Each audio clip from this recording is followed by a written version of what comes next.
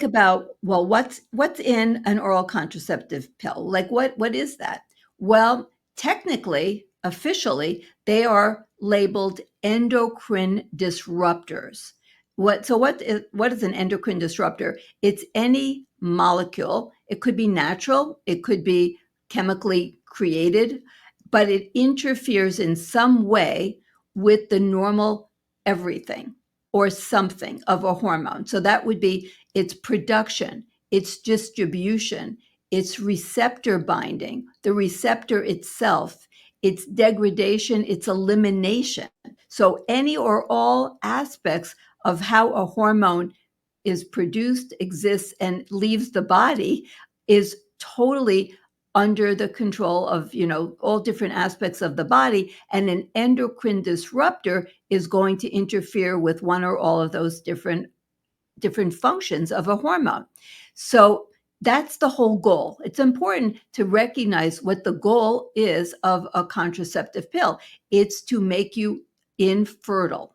So to do that, the way they work, a normal contraceptive pill, a typical contraceptive pill that has, we call them combined contraceptive pills. They combine both an estrogen and a progestin. So progestin is a made-up word for a mimic of sorts of progesterone. And we'll go into like, what are these substances?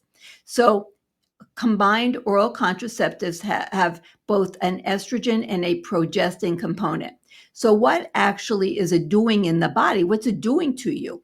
It's not regulating your hormones. It's not regulating your cycles. And I mention that because oral contraceptives are used for more than just birth control. They're also used in women who have problems with their periods, like very painful periods, very heavy periods, very irregular periods. And often the words or that are used are really actually wrong. Like I just said, they're regulating your cycles. They're doing something to make things right. No, what they're doing, and this is really important, is it's a bit of smoke and mirrors. I cannot argue symptom improvement, but it's important to understand how is it creating these symptom improvements.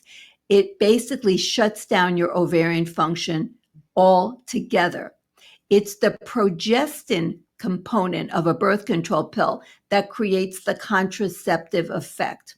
So what happens is when you have these progestins in rather high amounts, they have to be a high amount, it actually triggers your whole, the hypothalamus of the brain to stop signaling the pituitary to signal the ovaries, and the ovaries just shut down, okay? They stop making hormones. Now, what's a similar mechanism? Pregnancy. So in pregnancy, you have natural human identical progesterone, not a fake thing called a progestin, but the high levels of natural progesterone in pregnancy will shut down the ovaries so that in the middle of a pregnancy, you don't ovulate and get pregnant again. I mean, do you ever think about that? Like, how come your ovaries don't let you get pregnant in the middle of a pregnancy? Like again, okay? Well, because it's the progesterone, okay? And that's the understanding of that is foundational to the development of the birth control pill. It's that it's the progesterone or the fake progesterone that's in a birth control pills. Now, why don't they use real progesterone in a birth control pills instead of these fake mimics? Because progesterone has a very short half-life. Okay, so you couldn't take a pill a day. You'd have to take multiple pills in order to keep those levels high enough, because remember, this is artificially being put into your body. And to take real progesterone orally would convert in the liver to other products, the dominant one being allopregnanolone, which is very activating on the GABA receptor, which would make you asleep. So a lot of women who are pregnant feel very sleepy in the beginning. Okay, well, that you can't do a birth control pill where you're basically sedating the entire population with the metabolite, and you'd have to be dosing multiple times during the day. I mean, there's really rational reasons why you cannot use bioidentical progesterone in a birth control pill. And it was the development of these fake mimics, these progestins, that allowed for the development of something like a birth control pill.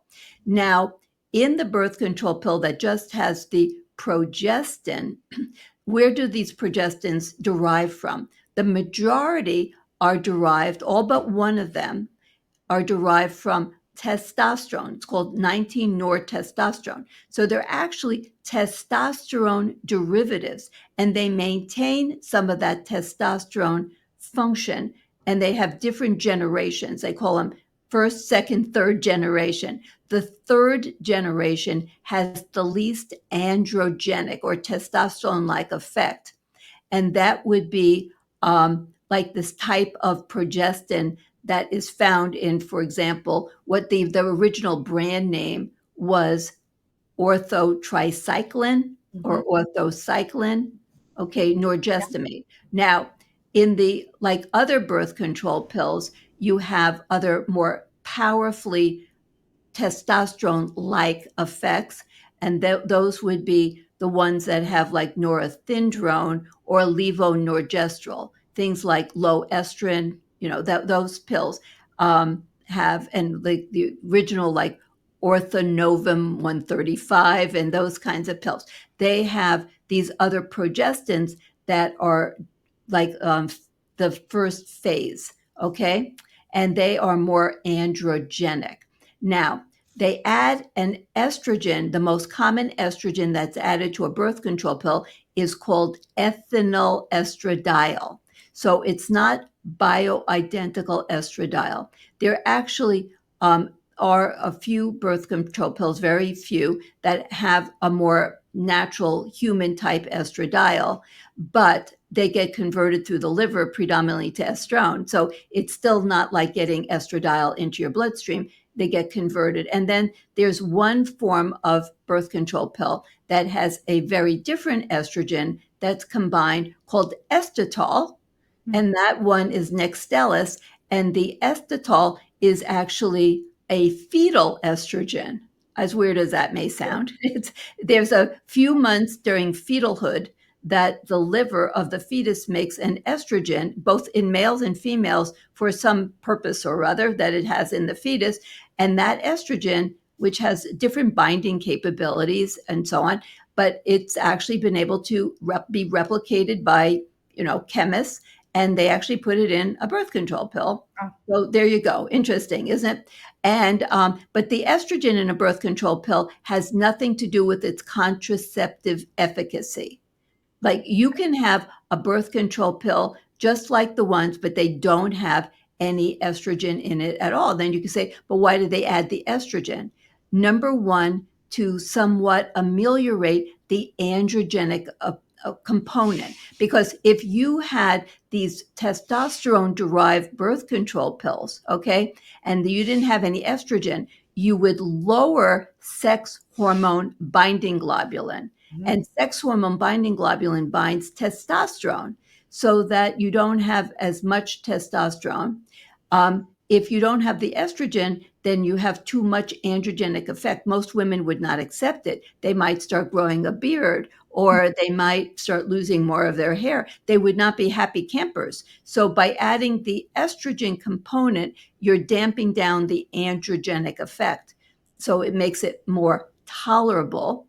And it also, in some, helps to create, well, it creates a fake menstrual period, okay? So that you're a little bit less likely to have breakthrough bleeding, which you might get a little bit from being on an androgen-only pill, but not androgen, androgen-derived progestin-only pill. But it gives, by adding the estrogen, you're creating this fake cycle. It's a real cycle in that you bleed, but it's fake in that it has nothing to do with ovulation.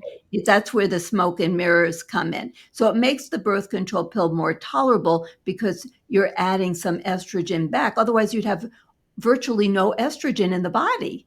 Like you'd be giving this to women, they have no estrogen, they have no cycles, maybe a little spotting randomly now and again. and they're very androgenic. So they're having all this like facial hair and acne. This would not be popular at all. So that's why they have these combined oral contraceptives. Now, there are some two types of oral contraceptives that are not combined. They're often known as the mini pill. Okay. Now, they have just a progestin only. One has norethindrone, that's a progestin. The other has levonorgestrel, a different progestin. Now, and one of them is over the counter. The other one is still a prescription. Now, they have to be taken a little bit differently because they have a much lower progestin component. It's much lower. So the mechanism of a combined oral contraceptive is to shut down ovulation. It shuts down the ovary. Okay, basically, it's pretty much shut down. Okay, when you take the low dose pill, that's like often called like the mini pill, then that actually only maybe 50% of women will have their ovulation stopped, and that could be unpredictable. So the actual mechanism of preventing pregnancy is more that the progestin, the fake progesterone, changes the cervical mucus the way progesterone does. In a normal woman who's having a cycle, some of the women who do natural family planning are trained to check their cervical mucus. And after ovulation, when progesterone is made, the cervical mucus goes from thin and stretchy and clear to thick and more globby. Okay. So that's what happens to the cervical mucus all the time when you're on the mini pills. And the cervical mucus becomes very much of a barrier and very inhospitable to sperm getting through. Okay. But you have to take those pills every single day. Okay. If you miss a pill or you're even more than 3 hours late on taking the pill, you might have breakthrough ovulation. Whereas a conventional combined oral contraceptive pill, which has a much higher dose of the progestin, that it actually shuts down the ovary, and not like it does sort of half-hearted a little now and again with the mini pill.